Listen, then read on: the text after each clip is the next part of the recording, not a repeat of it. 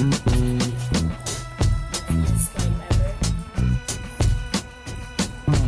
you don't have to wait for so many days to go by to wait for the slime to get nice and clear.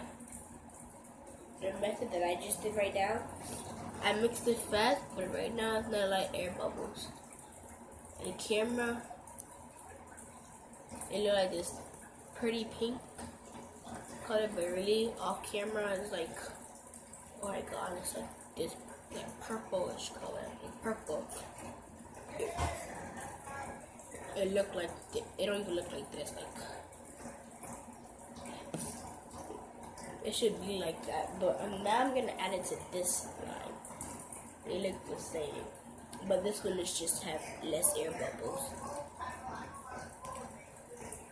See, I told you guys. Well, you can't see it, but still, it'll be noise in the background because that's my mom talking on the phone now.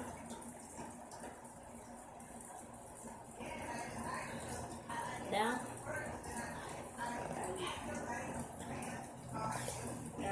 I'm done. So hope you like this video. Bye.